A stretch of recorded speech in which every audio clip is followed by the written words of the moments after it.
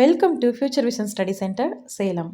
இந்த வீடியோவில் unit 5 atomic and nuclear ஃபிசிக்ஸ்லேருந்து அட்டாமிக் நியூக்ளியஸோட ப்ராப்பர்ட்டிஸ் என்ன அப்படிங்கிறத பற்றி தான் டிஸ்கஸ் பண்ண போகிறோம். ஸோ நியூக்ளியஸினுடைய ஸ்ட்ரக்சர் என்ன, ப்ராப்பர்ட்டிஸ் என்ன, ஃபோர்ஸ் என்ன அப்படிங்கிறத குறித்து பார்க்கலாம். காம்போசிஷன் அப்படின்னா நியூக்ளியஸ்குள்ளே என்னென்ன இருக்குது அப்படிங்கிறது அதனுடைய காம்போசிஷன். நியூக்ளியஸ்குள்ளே என்ன இருக்குது? புரோட்டான்ஸ் அண்ட் நியூட்ரான்ஸ் இருக்குது. மாஸ் நம்பர் அப்படிங்கிறது sum of protons and neutrons தான் மாஸ் நம்பர் அப்படின்னு சொல்லுவோம். நியூக்ளியஸோட மொத்த மாஸும் ஆட்டமோட மாஸோட கம்பேர் பண்ணுறப்போ 99.9% ஆஃப் மாஸ் எங்கே இருக்கும் அப்படின்னா நியூக்ளியஸில் தான் இருக்கும், ஆட்டமில்.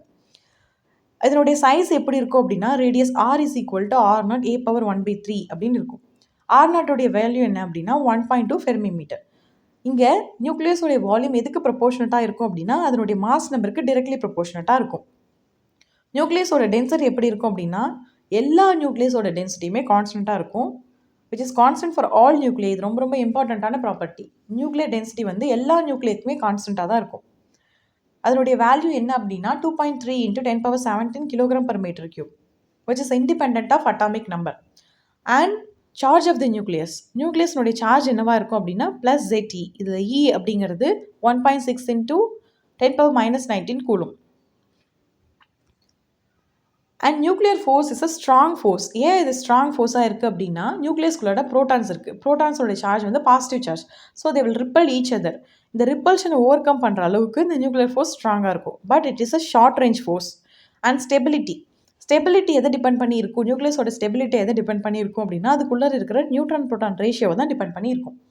இப்போ பார்த்தா இந்த கான்செப்ட் வச்சு ஒரு கொஸ்டின் டிஸ்கஸ் பண்ணலாம்.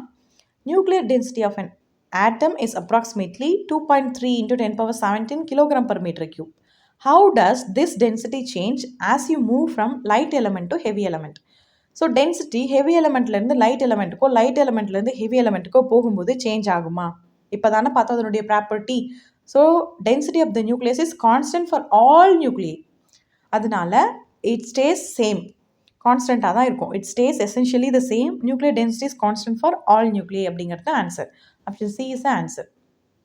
நெக்ஸ்ட் எந்த கான்செப்ட்லேருந்து உங்களுக்கு வீடியோஸ் வேணும் அப்படிங்கிறத கமெண்ட் பண்ணுங்கள். தேங்க்யூ.